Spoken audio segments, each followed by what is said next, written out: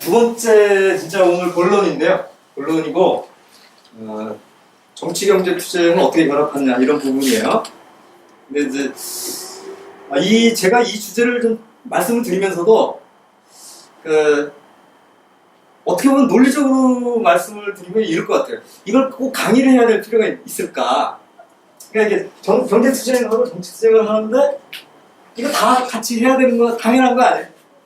당연한 건데 그냥 열심히 해서 잘 하면 됩니다 이렇게 하면 되는데 이걸 굉장히 오늘 중요하게 말씀을 드린다라고 하니까 좀 의아스러우실 것 같아요. 근데 제가 이제 왜 그러냐면 근데 이게 잘 안 된다는 거예요. 안 되는데 그게 이제 막 싸우는 사람들이 되게 열심히 안 하고 좀 이렇게 눈치 보고 뭐 좀 편하게 가려고 해서만 일어나는 게 아니라 상당히 자본주의 사회에서는 이 투쟁이 잘 결합이 안 되게 하는 요인이 있다. 이거를 좀 잘 알 필요가 있다는 거예요. 그래야 뭐냐면 정치 투쟁, 경제 투쟁이 좀 하다 보면 저절로 막 결합이 돼서 잘 되고 이런 게 아니고 상당히 의식적으로 해야 된다라고 하는 것을 여러분들이 좀 알게 될 겁니다. 그래서 뭐냐면 잘하기 위해서 잘 안 되는 이유를 좀 봐야 되겠다. 제가 원래 이제 이 강의를 여러 번 한 강의여서 최신 자료를 쓸까 하다가 이 강의 자료에는 좀 쌍용자동차 투쟁 예를 많이 들었어요. 근데 이제 쌍용자동차 투쟁 말고 다른 거를 한번 들어볼까 생각을 했는데 여전히 쌍용자동차 투쟁 예를 하는 것이 좋겠다라는 생각이 들더라고요. 왜 그러냐면 이 쌍용자동차 투쟁은 좀 꽤 오래된 싸움이라는 기억이 잘 안 나시는 분도 계실 것 같은데 당시에 보면 쌍용자동차가 이제 사실 그 회사가 망했잖아요. 망해서 그렇게 되니까 이제 거의 뭐 우리가 이제 회사가 망하면 대체적으로 우리나라에서 하는 게 뭐냐면 구조조정해갖고 대량 해고를 하잖아요.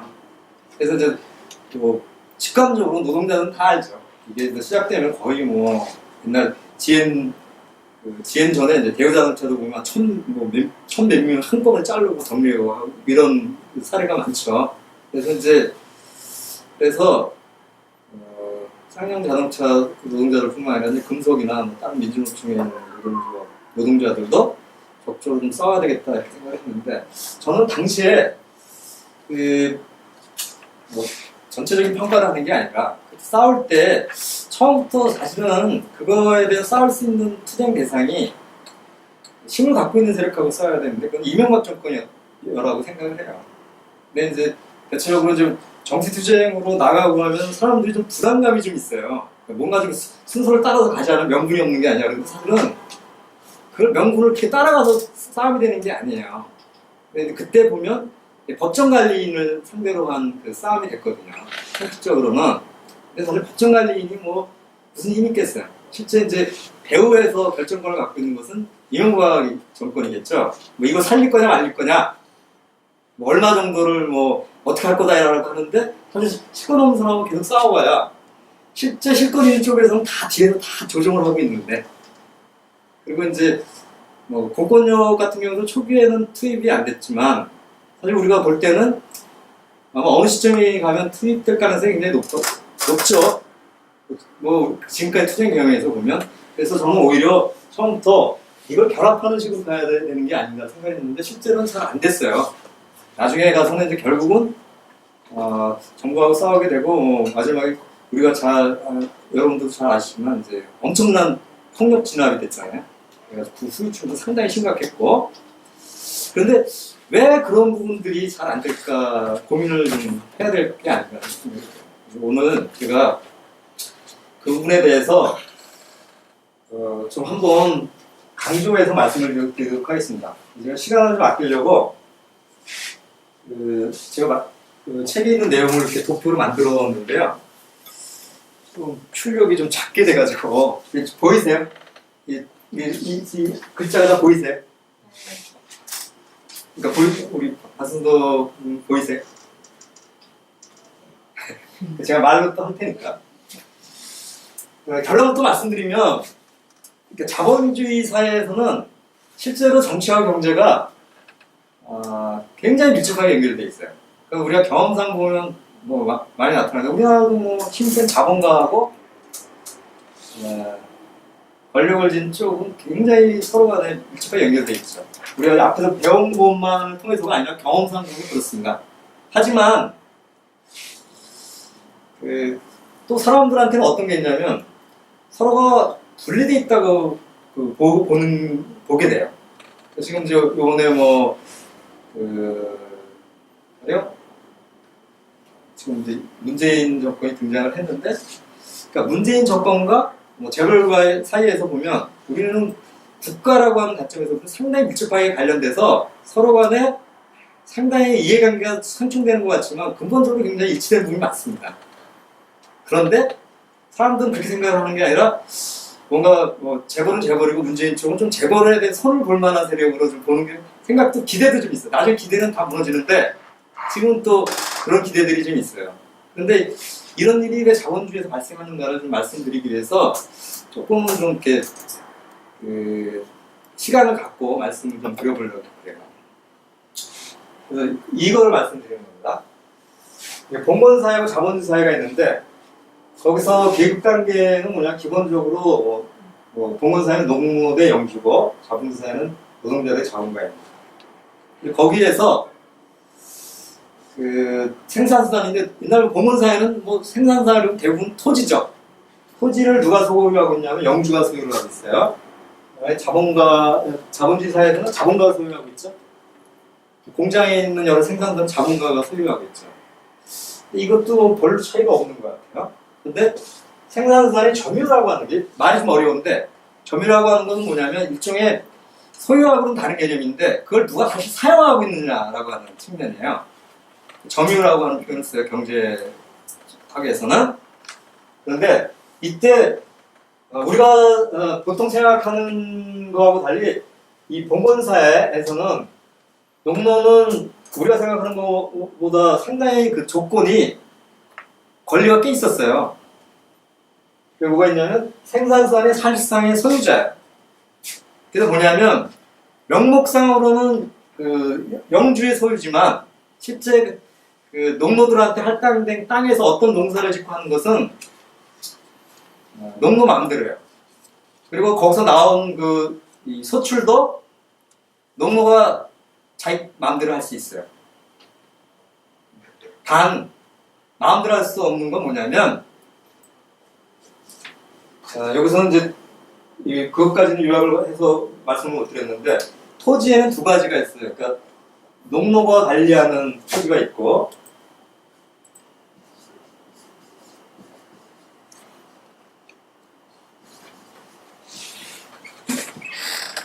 그다음에 직영지라고 있어요.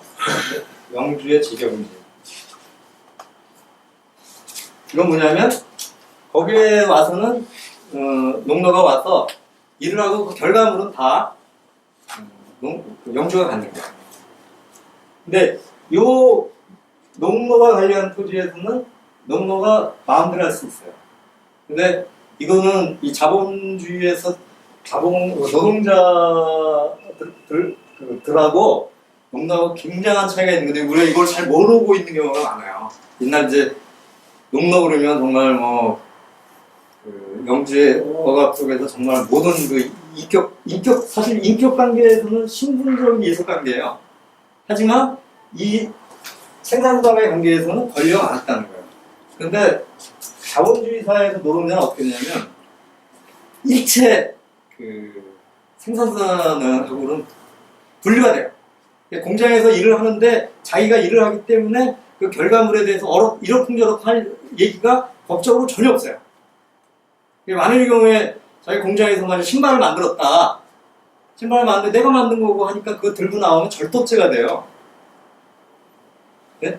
그러니까 뭐냐면, 그리고 노동하는 과정 속에서는 노동자들은 자본가에 그냥 다 지배를 받는 거예요. 그러니까 우리가 이제 그걸 좀 이렇게 소외됐다는 얘기를 많이 하는데 자기가 결정권이 없는 거예요. 근데 이건 굉장한 차이예요. 그리고 어떻게 되냐면,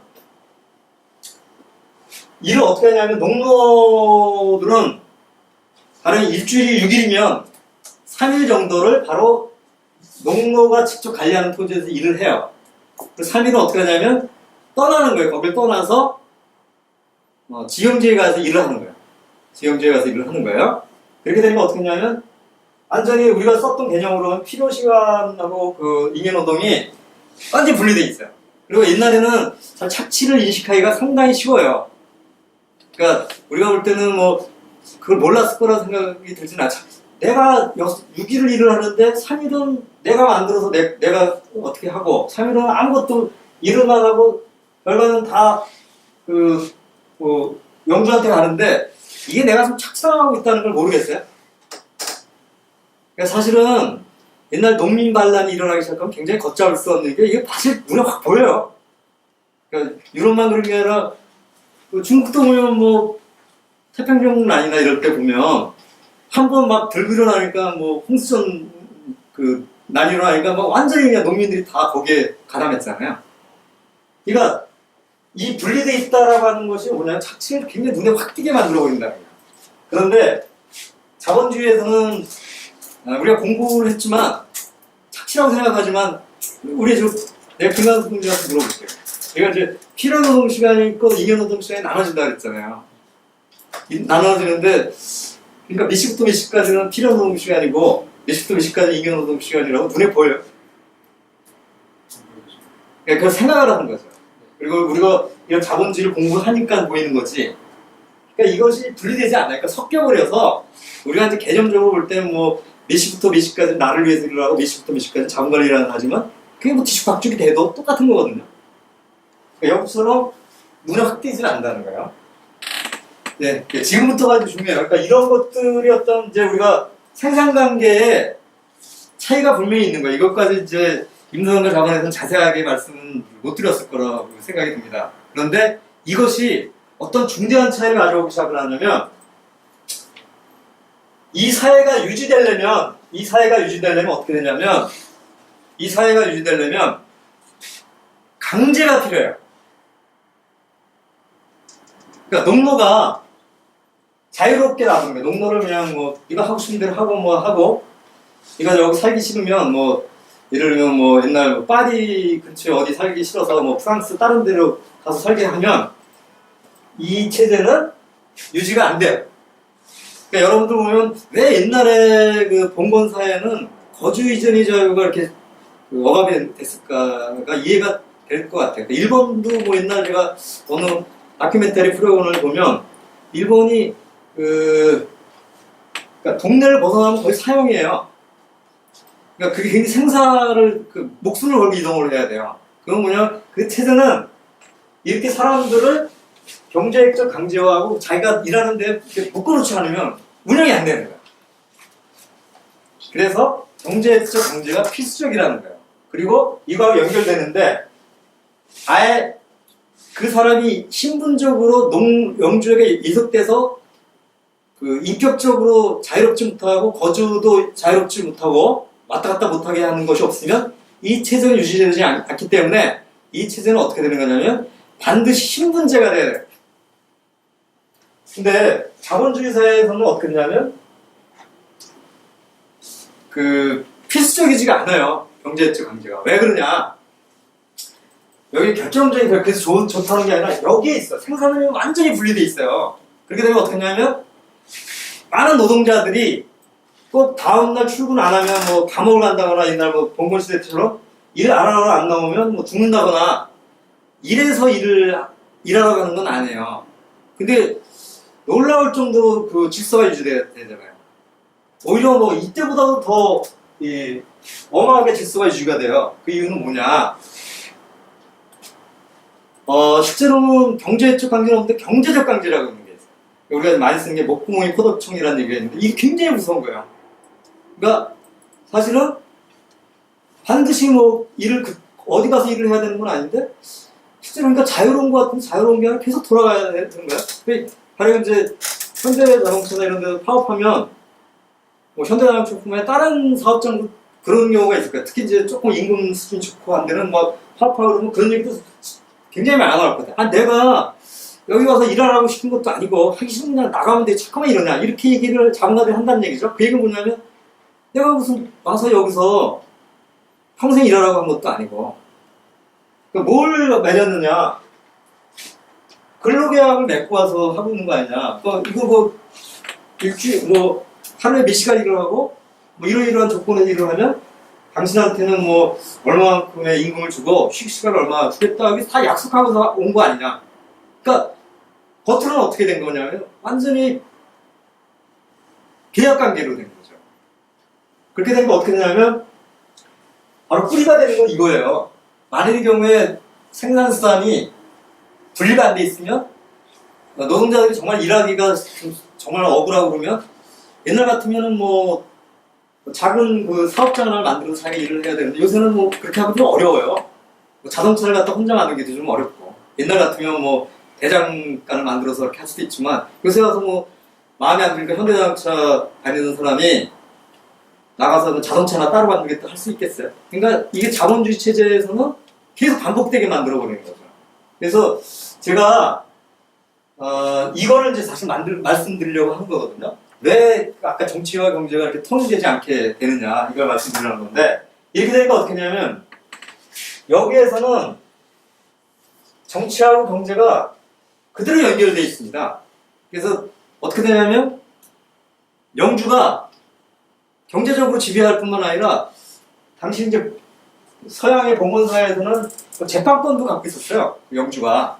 그러니까 사실 그게 바로 국가예요, 국가. 그러니까 그것이 곧바로 연결됐기 때문에 통일되어 있다는 거죠. 근데 자본주의 사회에서는 어떻게 되냐면 그러니까 가령 이제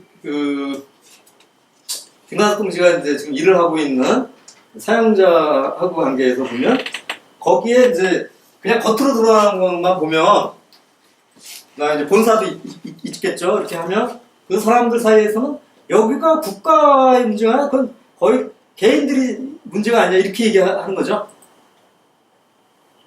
아니 그 내가 뭐 그 계약 맺을 때 내가 무슨 뭐 가서 본 것도 아니고 국가하고 관계가 없는 거다.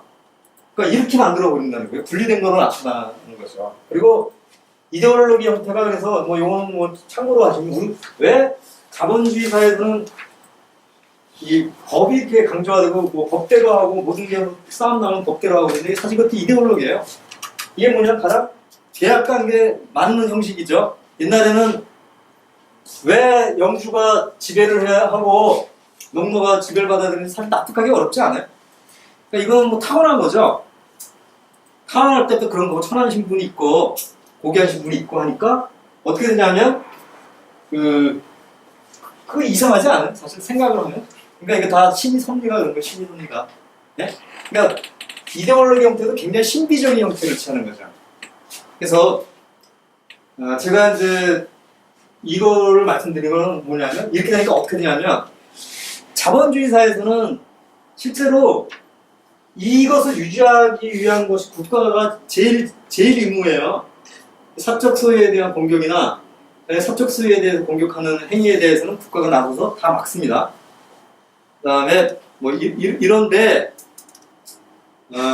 경제투쟁, 정치투쟁 이렇게 쭉 하는데 어떤 현상이 발생하냐면 실제로는 연결돼 있어요. 연결돼 있는데 겉으로 드러날 때는 아닌 걸로 드러나는 거죠. 그러니까 여기에 상당한 이제 위험한 요소들이 생기는 거예요. 그래서 뭐냐면 자본가가 있고 국가가 있는데 가령 국가가 자본가의 국가다. 자본가의 이해를 대변하고 있고 그리고 뭐 실제 노동자들 투쟁을 하는데 뭐 개별 사업장에서 투쟁할 때 항상 요새는 공권력이 투입하는 건 아니지만 그래도 여전히 큰 싸움을 하면 뭐 마지막은 거의 공권력이에요. 우리나라 아직도 뭐 철도에서 싸움 마지막은 공권력이잖아요. 쌍차도 그렇고 진짜로 큰 싸움이 되면 대부분 공권력이 투입됩니다. 보면은 굉장히 밀접하게 관계되어 있지만 겉으로는 그렇지 않은 걸로 되어 있는 거죠. 그래서 이제 이것이 분리된 것으로 나타나면서 어떻게 하냐면 사람들을 헷갈리게 하는 거예요. 노동자들을. 그래서 막 경제투쟁과 정치투쟁을 결합을 해야 된다 그러는데 실제로 보면 그러니까 그렇게 이걸 다 고려하면서 싸우기보다는 좀 대체적으로 어떤 게 있냐면 싸움을 할 때는 우선 우리 사업장에서 싸움을 해서 이길 수 있다 그러면 국가가 정부도 우리 편으로 끌어들여가지고 정부 협조도 받아서 우리가 이길 수 있다 이런 환상을 갖게 만들어요. 근데 사실은 전혀 안 그런데 이렇게 되니까 그 정치하고 경제가 밀접하게 연결되어 있는데 분리된 것으로 나타나는 거죠. 그럼 이거는 그냥 뭐 그런 현상이 일어나니까 그렇다가 아니라 우리가 잘 봐야 돼. 이게 이렇게 되면 누가 득을 보냐라고 하는 거죠. 그러니까 누가 득을 보죠? 이렇게 되면. 그러니까 이제 싸움을 하면 우리가 싸움을 할 때 어떻게 하냐면 경제투쟁하고 정치투쟁을 결합시켜서 투쟁력을 점점점 이렇게 집중해가고 싸움을 할 때는 그런 거예요. 그러니까 싸움을 점점점 뭔가 그 투쟁 대상에 집중해가야 되는 건데 이것이 잘 안 되게 만든다는 거죠. 그래서 각각을 이제 분산시켜버리게 돼요. 분산시키게. 뭐냐면 A 어떤 사업장에서 하면 그 사업장을 그 사업장에 머물게 하고 그다음에 이제 사실 이제 보면 이제 노동자들이 연대 투쟁이나 이런 것들이 굉장히 중요하거든요. 한쪽에서 싸워서만 이기기 상당히 힘들어요. 근데 만약 연대 투쟁이 거의 안 되고 볼 때는 그 싸움은 자본가들은 굉장히 유리하거든요. 그리고 정치 투쟁도 가령 이제 쌍차 같은 경우도 이런 거죠. 처음에 왜 우리 자꾸 그러니까 이명박이 그때 그 얘기를 했어요. 그러니까 이명박이 뭐 해결하라 그러니까 이명박이 분명히 그 얘기한 걸 기억하거든요.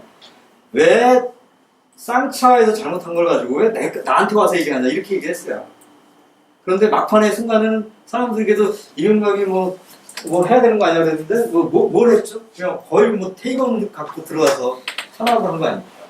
그러면 사실은 국가 권력이 중립적인 것처럼 쭉 있었지만 중립적인 게 아니라 나중에 결정적인 순간에 이제 뒤를 치는 거 싸움으로 엄청나게 불리하게 만드는 거죠. 근데 이제 자본가들한테 이게 굉장히 이득이 돼요. 그러니까 요새 뭐 그러니까 다른 예지만 그러니까 요번에 뭐 정교조 같은 경우에 제가 좀 굉장히 안타깝게 생각하는 것은 오히려 정교조 같은 게 비정규직 투쟁에 대해 연대를 했으면 노동자들이 투쟁도 더 잘 됐는데 어떻게 이렇게 분리가 돼버리니까 싸움이 엉망이 돼버리잖아요. 정교조 욕도 많이 왔고 지금 본인들이 법에 넣어졌는데 사람들한테도 뭐 어떤 분은 그러더라고요. 법에 넣어져가 자기들이 그렇게 고생을 하면서 남 고생하는 거 생각 안 하고 어떤 분한테 그런 얘기 들었어요. 근데 그렇게 되니까 지금 그 비정규직, 정규직화 부분에서 지금 학교 쪽은 2%밖에 안 된 거예요. 2%. 거의 실패한 거예요. 그러니까 이게 뭔가 투쟁이 분산되면 자본가들한테 이득이 되는 거죠. 그래서 이게 분리가 되면 가장 중요한 건 뭐냐면 자본가들한테는 정말로 싸워야 될 투쟁 대상이 국가 권력이 투쟁 대상에서 그러니까 안 끌게 된다는 거예요. 싸워야 될 대상 자체를 모르면 싸움이 벌써 50%가 상당히 힘들어지는 거거든요. 그 다음에 또 하나는 국가 권력에 대해서 이런 투쟁에 대해서 노동자들이 환상을 갖고 있으면 사실은 이 환상이 싸움을 어렵게 만들어 나중에 결정적으로 자본가들이 대어를 무너뜨리는데 스트무치하고 당하게 만든다는 거죠. 그리고 이제 뭐 다양한 사례가 있으니까 왜 자본가들이 이 분리를 갖다가 정말 원하는가. 근데 이제 그거를 우리가 많이 쓰는 걸로 얘기를 하면 그거예요. 순수하지 못한 정치 투쟁을 민주노총이 한다. 이 얘기는 뭐 매번 나와요. 매번 나오고 그 다음에 이제 가령 뭐 정권 퇴진을 위한 투쟁을 하면 이거는 그러니까 용납할 수 없는 파업이다. 그러니까 우리나라에서는 노조가 정치 투쟁하는 것은 다 불법이다. 그 다음에 이제 이거는 이제 인용만 해도 굉장히 많이 나옵니다. 뭐 조선일보 같은 데에서는 이게 저희 전문 파업꾼들이 지금 배후에서 조정해서 이게 지금 대정부 투쟁하게 만든다. 뭐 이래가지고 하도 많이 나오죠. 근데 이렇게 해서 투쟁 대우를 흐트러뜨리게 하는 역할을 하는 거죠. 그래서 자본가들한테는 이것을 계속 확대해서 얘기하는 것이 이익이 되는 거예요. 그래서 노동자들은 정말 순수한 경제 투쟁에 열심히 하고 노동조합의 투쟁에 열심히 함으로써 괜히 불순한 세력에 시들려서 나중에 생각지 못한 피해를 받지 말고 잘해야 된다. 아니 뭐 하면 뭐 민주노총이 이제 정치투쟁 일변도에 그 투쟁 일변도에서 벗어나야 된다. 뭐 이런 얘기가 뭐 끊임없이 반복이 되죠. 근데 그것이 이제 전혀 효과가 없는 건 아니에요. 많은 노동자들이 이제 그렇다 많이 당해서 뭐 저거 아니다 그러지만 그래도 우리 뭐 1300만 노동자 중에 상당히 많은 분들은 또 운동에 지금 그 직접적으로 결합되지 않는 분들이 굉장히 많거든요. 그런 분들은 뭐 그 이데올로기에 많이 또 빠지게 되는 거죠. 그래서 이제 그런 것들이 누적되면서 뭐 우리 자기 이익을 위해서 막 투쟁한다 이런 식으로 이데올로기가 그냥 계속 누적돼서 이제 그것이 나름대로 자본가들한테 이득이 되는 게 되는 거예요. 약간 이제 사상 투쟁에 대해서 중요하다고 말씀드렸는데 이런 측면에서 굉장히 중요한 얘기가 왔었습니다. 자 그러면 이제 뒤집어서 말씀을 좀 드릴 텐데요. 자본가들은 원래 자본주의는 정치하고 경제를 분리시켜서 정치층과 경제층이 잘 결합이 안 되게 만드는 요인이 있는데 자본가들은 그걸 굉장히 좋아한다. 그럼 우리는 거꾸로 봐야죠. 거꾸로 뒤집어서 얘기를 하면 뭐냐면 따라서 의식적으로 정치층과 경제층을 결합하기 위해서 노력을 해야 되는 거죠. 그래서 그러니까 이거를 먼저 말씀드려야 되는데 많은 사람들이 이렇게 생각하는 사람들이 옛날에는 좀 많았어요. 그러니까 열심히 경제 투쟁하다 보면 결국은 정부하고 싸우게 돼서 점점 투쟁이 생겨난다. 근데 그런 측면도 옛날에 군사독재 정부 때는 좀 있었어요. 왜냐면 무슨 조그만 사업장이나 뭐 큰 사업장이나 파업만 하면 경찰이 또 등장하니까 그렇잖아 이거 뭐 와서 방해를 하는 거잖아요. 그렇게 되니까 이제 막 정치 투쟁화 되기도 하고 우리나라만 그런 게 아니라 다른 나라도 좀 그랬어요. 근데 뭐 박근혜 때나 이명박 들어와서 노동운동에다 탄압 침해가지고 공권력 투입이 더 많아지기도 했고 뭐 그 전에 김대중 정권이나 뭐 노무현 때도 투입이 좀 많이 됐죠. 근데 이제 옛날보다는 그렇게 모든 그 현장이나 이런 데 거의 대부분 투입되는 이런 식으로는 없습니다. 그렇게 되니까 어떻게 했냐면 투쟁이 굉장히 전체 계급 투쟁의 핵심이 되는 사업장이 아니면 공권력이 무조건 들어가는 건 아니에요. 그렇게 되니까 어떤 게 있냐면 약간 조합도 이렇게 싸움을 조금 덜 하고 대정부 투쟁까지 안 가고 좀 잘해서 싸움을 좀 하면 어떨까라고 하는 좀 실리적인 욕구도 많이 생긴 거예요. 이런 것은 사실은 굉장히 싸움을 어렵게 만드는 요인이 된다. 우리가 의식적으로 극복을 해야 된다. 그래서 제가 한 3가지를 한번 정리를 해봤어요. 해봤는데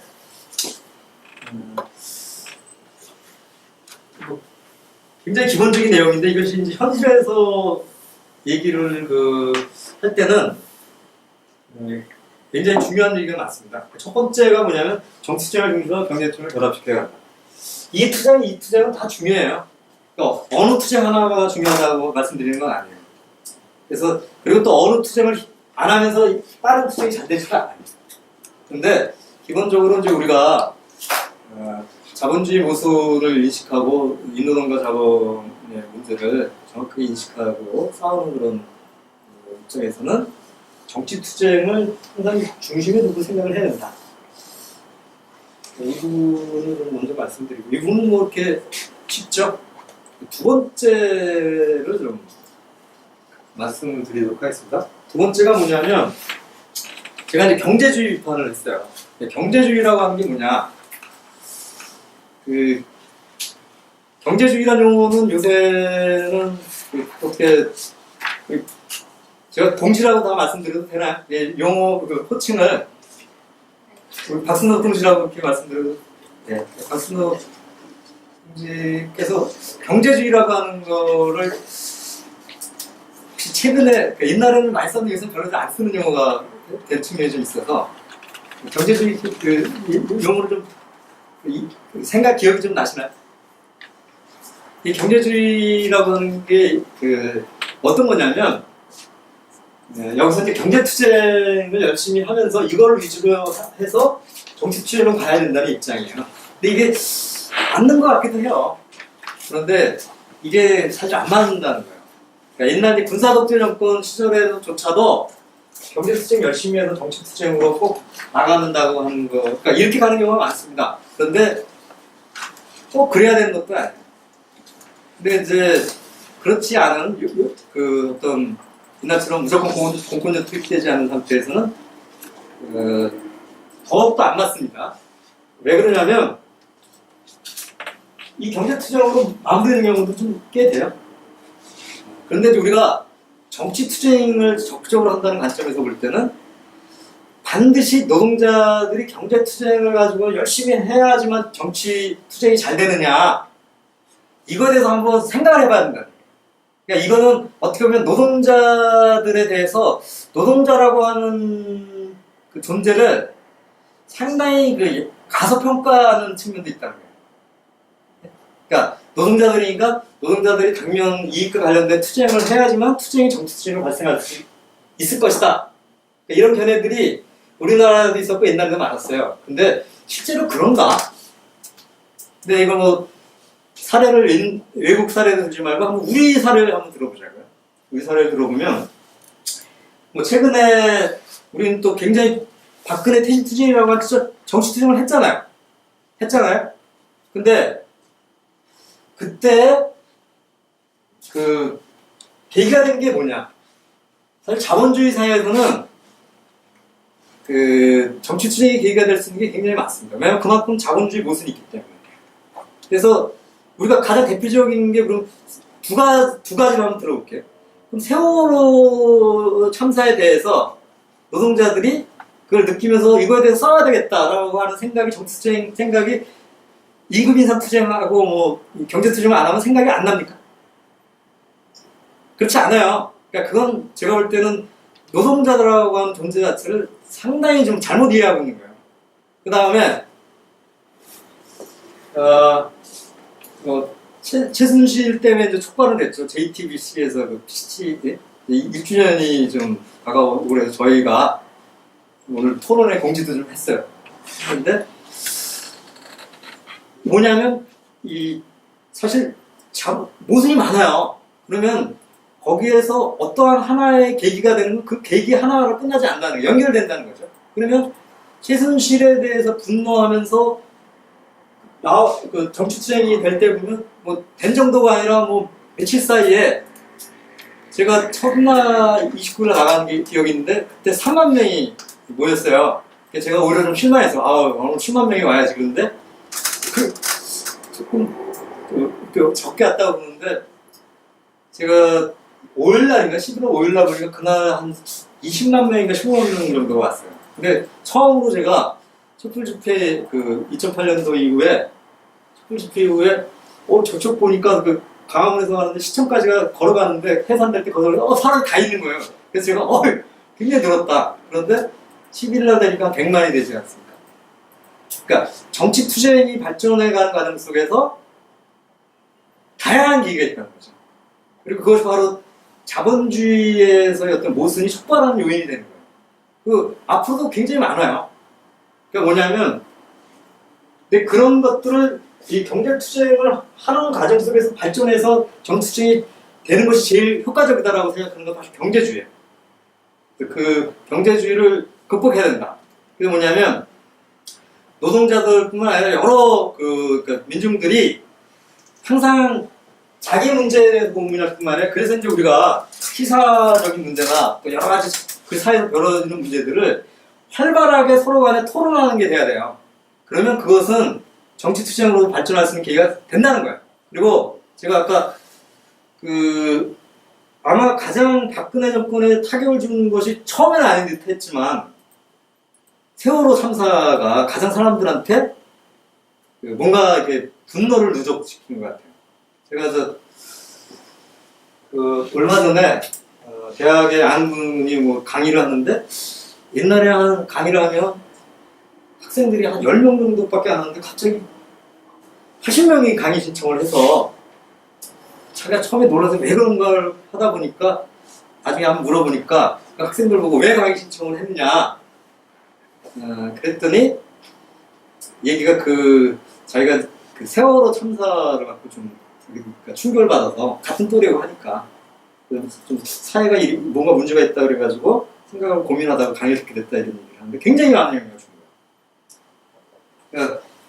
그러니까 그 부분을 제가 강조드리는 거예요. 그러니까 뭐냐면 앞으로 우리가 이제 뭐 여러 가지 사회생활, 사회에서 여러 가지 일을 접하게 될 때, 그러니까 노동자들이 생존권 투쟁을 시작을 해서 거기서부터 출발해야지만 정치 투쟁으로 노동자들이 갈 수 있다라고 하는 생각 자체가 상당히 좀 잘못된 생각이다. 그러니까 이렇게 되면 어떻게 되냐면 정치 투쟁과 경제 투쟁을 결합하는 것이 잘 안 되게 돼요. 그냥 가령 뭐 울산에 있는 그 노동자들이 싸움을 해서 인다투 투쟁하고 뭐 이렇게 하다가 그게 잘 안 돼서 그때부터 정치 투쟁하는 식으로 가면 정치생이 얼마나 되겠어요. 그래서 잘 그렇게 안 돼요. 그러니까 무슨 얘기냐면 다양한 경우로 정치 투쟁이 될 수 있는 계기들을 스스로가 포기해버리는 것이 된다. 다음에 이제 세 번째 부분에 대해서 말씀을 좀 드리고 제가 한 30분 단위로 하는데 조금 여유를 갖고서 좀 하니까 이 부분은 조금 더 하도록 하겠습니다. 세 번째 부분인데 세 번째 부분에 이제 이 투쟁과 이 투쟁이 상당히 밀접하게 결합되어 있다 라고 하는 말씀을 드렸어요. 이거는 뭐 실제로 증명이 된 사례입니다. 이거 가장 증명이 된 나라가 러시아예요. 러시아에서 1905년도의 혁명 이후에 가장 이런 부분들을 이제 레닌이나 또 로자 룩셈부르크 하는 그 러시아 사람이 아니고 독일 3인당 소속이었던 사회주의자가 잘 분석을 했는데 이것이 어느 하나가 잘 되고 어느 하나가 안 되는 경우는 거의 없다. 그래서 투쟁이 되면 어떨 때는 처음에 경제 투쟁으로 출발하는 듯하면서 정치 투쟁이 확 올라가고 경제 투쟁이 주춤해질 때 정치 투쟁이 또 노동자들이 또 새로운 자극을 주고 이렇게 상승작용을 한다고 이건 사실 입증된 상황입니다. 그래서 앞으로 이제 우리 같은 경우에 이걸 잘 봐야 되는데 지금 노동운동이 파업이 잘 안 되는 편이에요. 사실은 얼마 전에 프랑스 어제 뉴스 나오는 거 보면 한 500만이 파업을 했다고 그러더라고요. 근데 그만큼 경험이 축적된 거죠. 프랑스는 500만 파업하는 게 뭐 그렇게 대단히 어려운 건 아닌 것 같아요. 스페인도 그렇고. 근데 우리나라는 파업하면 지금 거의 100만은 못 넘거든요. 우리나라만 이상하게 안 될 것인가. 저는 이제 언젠가 이게 돌파가 되는데 이 돌파되는 그 과정 속에서 저는 강조하고 싶은 건 뭐냐면 지금과 같은 의식 상태가 일반화된 상태에서는 좀 어려울 것이라고 보고 있어요. 제가 이제 이런 아까 사상 투쟁을 해야 된다고 그랬고 했는데 가령 정교조와 같은 그런 식의 행태들이 자꾸 나타나면 당분간 투쟁이 잘 되기 어렵습니다. 이거 오히려 막 연대 투쟁이 일어나는 게 아니라 정부에서 정규직화 하려고 해서 네? 약간 좀 던진 거죠. 그걸 이렇게 안을 만들어 내면 그걸 따르겠다고 처음부터 하지. 문재인 정부의 특징이 좀 그렇더라고. 뭘 하면 지가 하지. 그럼 뭘 이렇게 누가 좀 안을 내면 하겠다 그러니까 이게 뭐 하자는 건지 모르겠더라고. 그런데 이번에 정교조는 거기에 대해서 상당히 좀 잘못 대응한 거죠. 그 정도밖에 안 했는데도 본인들이 나서 정치가 안 된다 이렇게 그러니까. 그래서 저는 단지 앞으로 투쟁 잘하면 된다 이렇게 생각하지 않아요. 여러분께서 이렇게 공부하시고 사회주의가 이렇게 숙도하시고 또 이렇게 여러 토론도 하시고 하는 부분이 저는 그런 과정으로 가는 과정이라고 생각을 해서 저희는 좀 강조를 하고 있는 거예요. 근데 그런 계기를 꾸준히 잡아 나가야 되는데 그때 하나가 잘 되고 갑자기 이렇게 되지는 않을 거라는 생각이 들어요. 저는 요번에 촛불 때 조금 안타까운 부분이 좀 있어요. 그건 우리가 좀 다시 봐야 되겠지만 그때 촛불을 민주노총에서 하기로 했었잖아요. 잘 안 됐어요. 그때 잘 됐으면 지금은 상황이 또 달라져 있을 것 같아요. 지금 이제 문재인 정권에 대해서 요구하는 것이 이 정도가 아니라 더 세게 갈 가능성도 있는데 그때 조금 잘 안 된 것이 영향을 준 것 같아요. 그러면 아무것도 효과가 없는 거냐? 효과가 있어요. 촛불의 영향이 있는 거죠. 그러니까 이걸 잘 봐야 될 것 같아요. 마치 문재인 정권이 이런 걸 얘기해서 이게 뭐 이렇게 하는 게 아니라 사실 문재인 정권이 그걸 왜 제안을 했겠어요? 뭐 취임하자마자 인천공항을 갔잖아요. 가서 뭐 비주얼뮤직 제로 시대 선언하고 뭐 연말까지 한다고 그랬는데 지금 보니까 10월 초인데 아직 영화관에 뭐 전혀 뭐 얘기가 안 됐더라고. 그러니까 뭐 한쪽에서 자해서 한다 그러고 노동자들은 당연히 직영해야 된다 그래서 2살밖에 안 남았어요. 근데 이게 마치 우리가 생각하고 어떤 사람들이 생각하면 아이고 문재인이 그 정도로 해주는데 왜 이렇게 사람들이 그러냐는데 그게 문재인 정권이 그런 얘기를 왜 한 거예요? 바로 촛불 집회가 있었기 때문에 한 거죠. 그런 부분에서 영향을 다 주고 있는 거예요. 그래서 또 공간이 많이 열린 거죠. 그 최저임금도 물론 뭐 만원, 측각 만원이지만 16.4%가 됐는데 그걸 가지고 뭐 사람들은 싸움이 잘 안 됐다고 민주노총이 공식평가를 했는데 일부에서는 뭐냐 예년보다 좀 더 됐는데 왜 그러냐 이렇게 또 반발하는 사람이 있어요. 근데 저는 그 반발하는 사람들한테 좀 그럼 왜 16.4%가 됐냐 1년 전에 안 됐는데 촛불이 있으니까 된 거죠. 촛불은 뭐 노동자들이 투쟁을 안 한 거냐?